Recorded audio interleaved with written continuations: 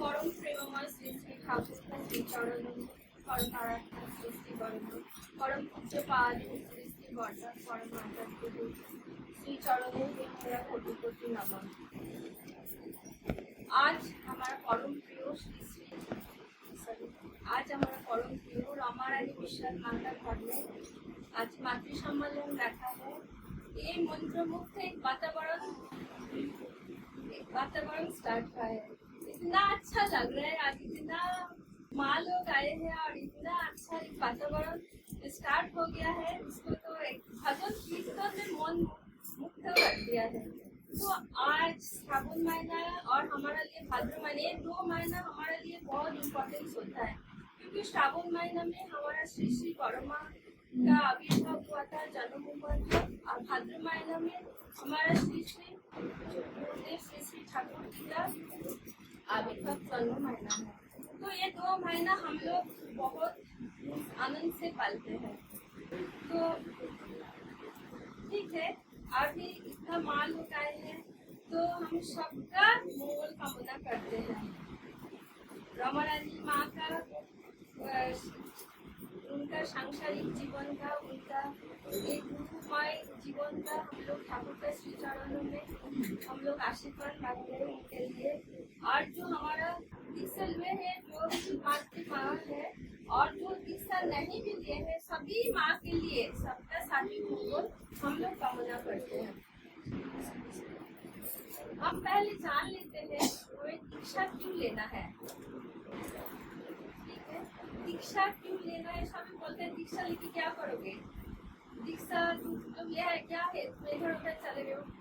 दीक्षा means दिशा, एक जो दिशा दिखाते हैं, दिशा हमारा जिंदगी में चाहिए। हम इधर उधर भटकने से नहीं होगा, और मुश्किल से हमें मनुष्य जीवन लाभ हुआ है, तो उसको हमें कैसे कौन सा दिशा में चलाना है वो हमें तय करना है। देखिए, जब हमारा बर्थ होता है तब पापा मम्मी रहता है, तो वो गुरु है, सबसे फर्स्ट पापा मम्मी गुरु है। उसके बाद जब हमें स्कूल में एडमिशन किया जाता है, शिक्षा होता है हमारा गुरु है। बट ये समुद्र रूपी जीवन को, इसी जीवन को पार करने के लिए हमें दीक्षा लेना है। कौन सा ठीक है, कौन सा बेठीक है, उसी रास्ता में चलने के लिए एक गुरुदेव का आश्रय लेना पड़ता है। सटीक पथ दिखाते हैं जो है वो है सदगुरु। तो हमें सबका सदगुरु का शरणापन्न होना चाहिए। तो हम देखते हैं जो गुरु मीन्स क्या है। गु मीन्स अंधकार, गु मीन्स नाश, जो अंधकार को नाश करते हैं। ठीक है, तो अंधकार को नाश के लिए गुरुदेव का सहारा लेना पड़ता है। तो बहुत लोगों के मन में क्वेश्चन आता है कि हम तो पूजा करते हैं, हम तो विष्णु भगवान का पूजा करते हैं, हम बहुत सारे भगवान जी का पूजा करते हैं, तो हमें गुरु लेने का क्या पड़ी है। तो हम तो ठीक है, पर देखिए भगवत गीता में भी श्री कृष्ण ने बोला था, गुरु ब्रह्मा गुरु विष्णु गुरुदेव महेश्वर। क्यों बोले थे? तो खुद भगवान थे, फिर भी बोले थे गुरुदेव का, क्योंकि गुरु नहीं तो कुछ नहीं। एक बार आपको अच्छा से बताने के लिए मैं एक बताती हूँ। एक जमींदार के लड़की थे, उनका नाम, वो कन्या के नाम थे हेमावती। तो हेमावती विष्णु भगवान को बहुत भक्त थे, तो रोज मंदिर में जाते थे और बोलता है भगवान मुझे दर्शन दे दो, मुझे दर्शन दे दो, और बहुत आंसू बहाते हैं दर्शन पाने के लिए। तो भगवान को दर्शन देता नहीं है। फिर उसके बाद वो क्या करते, अपना अपना बना देते कैसे भगवान को खुश किया जाएगा। तो घर से बहुत ऑर्नामेंट्स लाते हैं, बहुत ज्वेलरी मोनी मुक्ता लाते, क्योंकि जमींदार थे तो भगवान को चढ़ाते हैं अपने मन से। और फिर भगवान को पास चरण में होते, भगवान मुझे दर्शन दे दो, दर्शन दे दो। तो दर्शन नहीं देता है।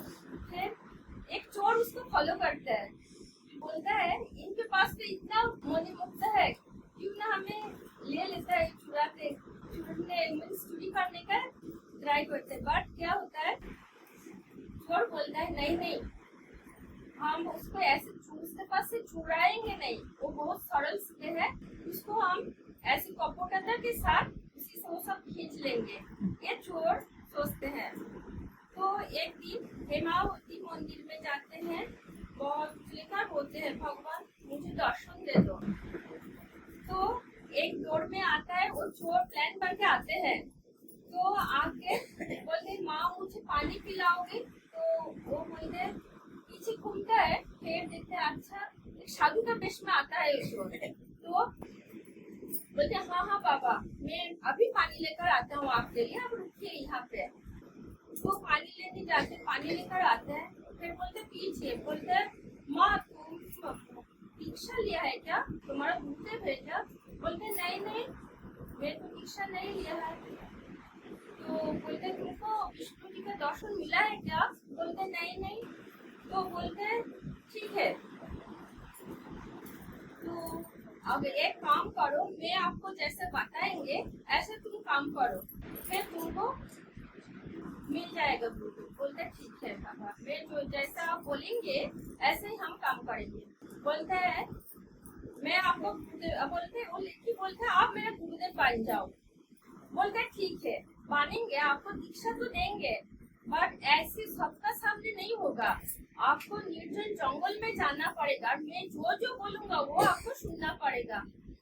तो वो जमींदार का लड़की हेमावती राजी हो जाते हैं, फिर जाते हैं जंगल में। जंगल में वो चोर उसको पेड़ में बांधते हैं, लड़की को पेड़ में बांधते हैं, फिर बोलते तुम किसी को बताना नहीं, दो बात है, तुम यहाँ पे हो किसी को बताना नहीं, और जब तक मैं नहीं आता हूँ तुम श्रीहरि श्रीहरि का नाम लेते रहो। वो लड़की उसमें राजी होता है कि उसका मन में है हमें विष्णु दर्शन करना है। तो फिर वो चले जाते हैं, शाम हो जाते हैं, फिर राजा ढूंढते अरे मेरा लड़की तो घर में नहीं आया, कहाँ गए करके ढूंढते ढूंढते जंगल में मिल जाते, पेड़ में बांधा हुआ। तो बोलते तुम्हें इधर कैसे आया? तो उसने सब कुछ सुनाया। बोलते अरे नहीं नहीं वो तुम्हारा गुरु नहीं हो सकता। बोलते नहीं वही मेरा गुरु है, उन्होंने मुझे दीक्षा दी है, श्रीहरि श्रीहरि बोलना है। तो राजा बोलते नहीं नहीं तुम उसमें बिलीव मत करो, वो तुम्हारा गुरु नहीं हो सकता, चोर है बेटा, तुम्हारा सब कुछ लेके चले गया है। राजा बहुत समझाते हैं बट वो लेके नहीं समझते। बोलते नहीं मुझे नहीं जाना, मुझे मत खोलो, क्योंकि गुरुदेव ने बोला जब तक वो गुरुदेव नहीं आते तब तक कोई भी खुले जाना नहीं है। वो देखा, उसके पापा को भेज दिया, तो वो चले गए। फिर उसके बाद विष्णु भगवान बोला अरे क्या हुआ, हेमावती मेरा मंदिर में मेरा पूजा के लिए क्यों नहीं आ रहे? नारद मुनि को बोलते हैं। तो नारद मुनि बोलते हैं प्रभु आप तो सब कुछ जानते हैं, आपको क्या बोलना है, क्या छुपाना है? तो हेमावती ऐसे ऐसे जगह में गए, बोले जाओ देख कर आ जाओ। तो नारद मुनि गए, तो हेमावती को बोलते हैं, तो हेमावती को छुड़ाना चाहते हैं उसी पेड़ से। तो बोलते नहीं नहीं मुझे पता है आपको भगवान विष्णु ने भेजा, मुझे मत छोड़ो, मेरा गुरुदेव ने बोला है जब तक वो नहीं आता है तब तक हमें पेड़ में ऐसे बांधा रहने दो। फिर बिल्कुल नहीं सुनते। फिर नारद मुनि चले जाते विष्णु भगवान के पास, जाके पूरा स्टोरी बताते हैं। फिर विष्णु भगवान बोलते तो फिर मुझे जाना चाहिए। फिर विष्णु भगवान जाते हैं, फिर उनका जो है 4 हस्तों लेके सब कुछ एकदम। फिर उसके बाद बोलते हैं भगवान मेरा तो अभी तो विष्णु भगवान का दर्शन हो गया देखते देखते। फिर नमन करते बोलते तुम हेमावती तुम यहाँ पे कैसे क्यों आए? भय तुम्हारा लिए अच्छा नहीं, वो तुम्हारा गुरु नहीं हो सकता है, उनका ऐसे बांध के रखे, तुम्हारा सारी ज्वेलरी लेके गया। बोलते नहीं भगवान वही मेरा गुरु है, क्योंकि उन्होंने बोला ऐसे करने के लिए, तभी तो आपका दर्शन मिला है। तो ये धीरो विश्वास है। बोलता है ठीक है आप तो तुमको समझ में आ गया, अब मैं खोल देती हूँ। बोलते हैं नहीं भगवान अब मत खुलो, मेरा गुरु जी को आने दो। तो अभी विष्णु भगवान वहाँ पे भी फेल हो गया, नहीं खुला। वो लेके एकदम जीत पकड़ के रखे, उनका गुरुदेव आएंगे फिर छुड़ाएंगे। फिर बोलते हैं चलो, नारद मुनि जी बोलते हैं चलो ढूंढते वो चोर कहाँ पे है। तो देखा चोर और प्लान कर रहे चोरी करने के लिए, कैसे हंसेला जाए और दूसरा का। तो पेड़ का नीचे वो बैठे रहते हैं, नारद मुनि जाते हैं। तो तो बोलते हैं तुम क्या सोच रहे हो? बोलते हे प्रभु आप आ गया, नारद मुनि मेरा सामने आ गया, फिर वो रोने लग गए। तो बोलते हैं तुम क्या सोच रहे हो, चुरा के तुम इधर पेड़ के नीचे बैठे रहोगे? किसी को नहीं पता चले, चलो अभी भगवान जी ने बुलाया तुमको, चलो। फिर वो आ जाते हैं भगवान का श्री चरण में, बहुत रोता है, बहुत रोता है, बोलते आप छुड़ाओ।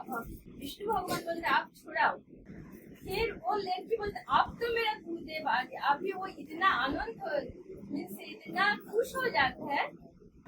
फिर वो जो चोर है साधु वेश में जो आया था वो छुड़ाते पेड़ से। फिर बोलते हैं ये आप बताए, तो विष्णु भगवान को आप बताए मैं किसको पहले मानूं, भगवान को ना गुरुदेव को मानूं? अब समझ में आ रहे, भगवान को मान, वो गुरुदेव के लिए हमें भगवान का दर्शन मिला, जो हमें नहीं पता है वो गुरुदेव में क्या था, उनको नहीं पता था, फिर भी उनको फॉलो किया, अपना मन से बिलीव किया है, अपना दिमाग से बिलीव किया, तभी जाके विष्णु भगवान का दर्शन मिला है। तो हमें डायरेक्ट नहीं मिलेगा, हमें डायरेक्ट मीन्स अपना जो है परमात्मा वो नहीं मिलेगा, हमें गुरु का शरणापन्न होना है, गुरु का छू जाना है, तो वो है गुरु का महत्व। आजकल के दिन में गुरु लेना, दीक्षा लेना क्यों आ गया? इतना धर्म क्यों चल रहा है बाहर में? इतना चैनल, इतना डिजिटल इंडिया हो गया, क्यों चल रहा है? सब बोलते हैं राजनीति करे, ओके वो साइड में रखते हैं, हमारे लिए वो राजनीति वो सब नहीं चाहिए। बट एक बार आप दिमाग से सोचो, ये सारे जगह में धर्म क्यों चल रहा है? क्योंकि आजकल सोसाइटी, आजकल समाज इतना नीचे आ गया, उसको उठाना है। नीचे आ गया मीन्स आजकल वेस्टर्न शिक्षा चल रहा है, सब अपना बेटा बेटी को फॉरेन में भेजना चाहते हैं अच्छा शिक्षा के लिए। बट कोई पेरेंट्स सोचा अच्छा दीक्षा भी चाहिए, कोई अभी सोचा नहीं सोचा। शिक्षा मिलके क्या करेंगे? पैसे इनकम करेंगे, घर चलाएंगे, सब कुछ अच्छा से चलेगा। बट दीक्षा नहीं लेने से क्या होगा लास्ट में? आपको मानेगा वो बेटा बेटी कोई रिश्ता को वो रेस्पेक्ट देगा? अब एक बार अच्छा से दिमाग से सोच लीजिए, पैसा मिल जाएगा, डॉलर मिल जाएगा, बड़ो बड़ो बिल्डिंग, बड़ो बड़ो मार्केट वगैरह में चढ़ जाएंगे।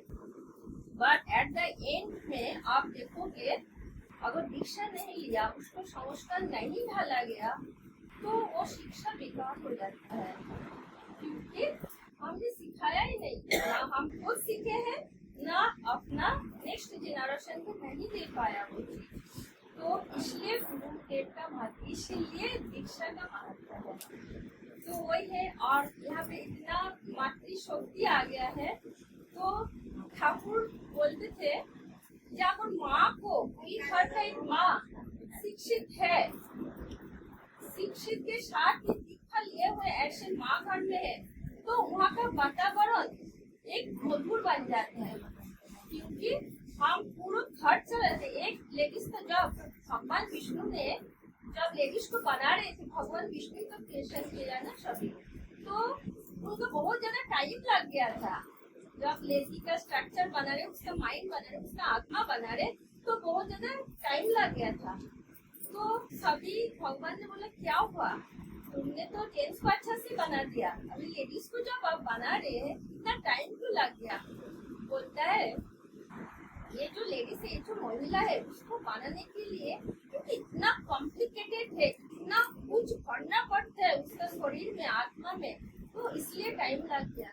तो हमारा एक माँ को अंदर क्या क्या रहता है? देखिए एक निष्ठा रहता है जो मिलेगा, और निष्ठा रहता है, इतना पेशेंस रहेगा। और किसी में क्यों नर्स को क्यों रखा जाता है, लेडीज नर्स क्यों रखा जाता है? क्योंकि पेशेंस है उसमें, एक बीमारी को ठीक करने का, उसको राइट टाइम में सब कुछ देने का एक पेशेंस रहता है, घर चलाने का पेशेंस है, फिर उसके बाद उसको सब कुछ मीन्स उसका हस्बैंड को अच्छा से रखने के लिए। हमारा कितना भी एज हो जाते, कुछ भी अगर हम घर को अच्छा से नहीं चला पाते हैं, अच्छा से निष्ठा के साथ हम भक्ति नहीं कर सकते, वो फिर बेकार हो जाते हैं। तो वो बोलते मेरा